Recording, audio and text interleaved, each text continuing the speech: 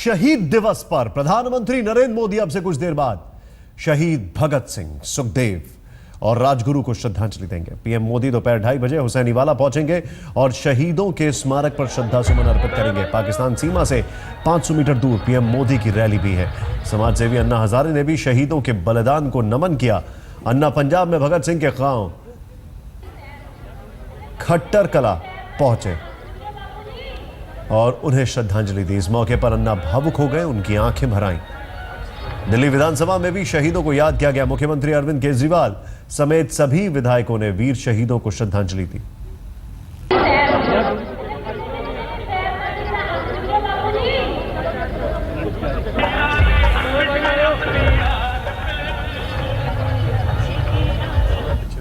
आज तक संवाददाता सत्येंद्र चौहान ने हुसैनीवाला में तैयारियों का जायजा लिया। एक तरफ 30 साल बाद कोई प्रधानमंत्री भारत माता के इन शहीदों को श्रद्धांजलि देने इस बॉर्डर पर आ रहा है, तो दूसरा रिकॉर्ड यहां पर यह बन रहा है कि मेरे पीछे जो ये पेड़ आपको दिखाई दे रहे हैं, महज यहां से 300 से 400 मीटर की दूरी पर है। इसके ठीक पीछे पाकिस्तान शुरू हो जाता है। ये जीरो लाइन है और पहली बार ऐसा हो रहा है कि कोई प्रधानमंत्री पाकिस्तान की सीमा पर जीरो लाइन पर इतने बड़े अपार जनसमूह को संबोधित कर रहा है। जाहिर सी बात है, कहीं ना कहीं प्रधानमंत्री की ये गूंज पाकिस्तान तक सुनाई देगी।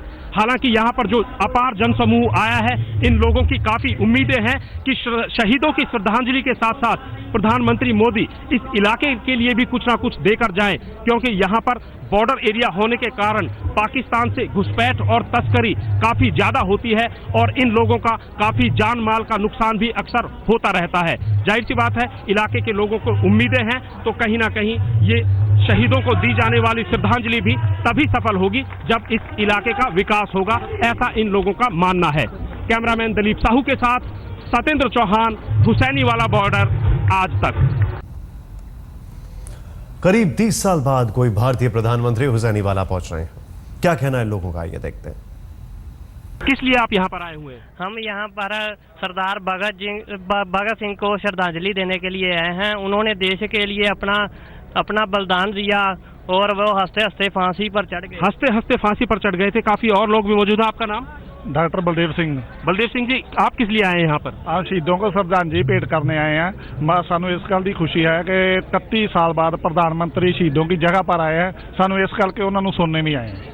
कुछ उम्मीदें भी हैं प्रधानमंत्री से? हाँ जी, सानू उम्मीदें हैं। प्रधानमंत्री बने हैं, सानू पहले उम्मीदें थी कि कुछ ना कुछ इस इलाके को दे के जाएंगे।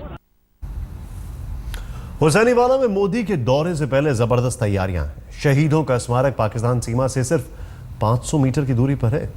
प्रधानमंत्री यहां एक रैली को भी संबोधित करेंगे। इसके बाद मोदी अमृतसर के दौरे पर जाएंगे। लौट कर आ सके ना जहां में तो क्या, याद बन के दिलों में तो आ जाएंगे। जंग आजादी में शहीदों के फौलादी जज्बे हमेशा से मिसाल रहे हैं। वीरों की कहानी हुसैनीवाला में शान से खड़े स्मारक के हर जर्रे में रची बसी है। 23 मार्च 1931 को धरती का यह हिस्सा हमेशा हमेशा के लिए अमर हो गया। इसके बाद से हर साल यहाँ यूं ही मेले लगते आए हैं। 30 साल बाद कोई भारतीय प्रधानमंत्री शहीद आजम भगत सिंह, राजगुरु और सुखदेव की समाधि पर श्रद्धांजलि देने आने वाले हैं। प्रधानमंत्री नरेंद्र मोदी आज दोपहर यहां पहुंचेंगे। शहीदों का स्मारक भारत पाकिस्तान सीमा पर मौजूद हुसैनीवाला पोस्ट के पास है। पाकिस्तानी सीमा यहां से महज 500 मीटर की दूरी पर है।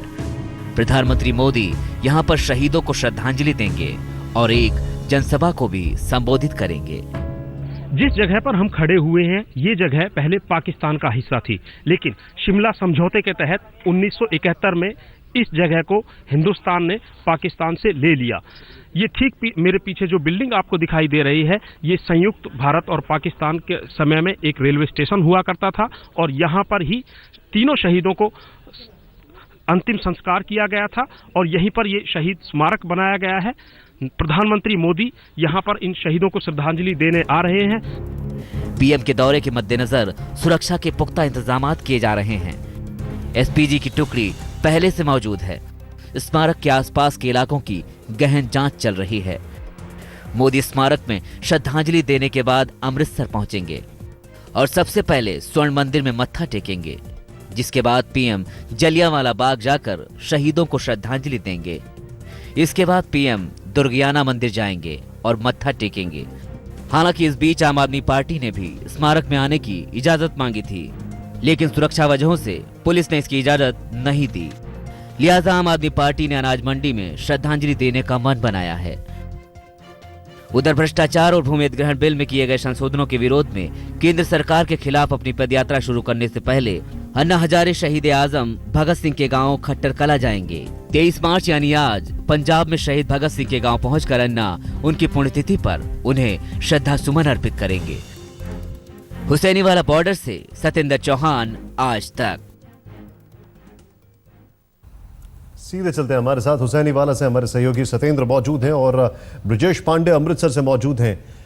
सबसे पहले सत्येंद्र, हुसैनीवाला का हमने देखा, आपने जो जायजा लिया, जो आपने रिपोर्ट्स भेजी, लेकिन अगर बात की जाए लोगों की, सीधे तौर पर आज का दिन एक सिंबॉलिज्म के अलावा उनके लिए कितना मायने रखता है, खासकर ये देखते हुए कि प्रधानमंत्री खुद वहां पर पहुंच रहे हैं?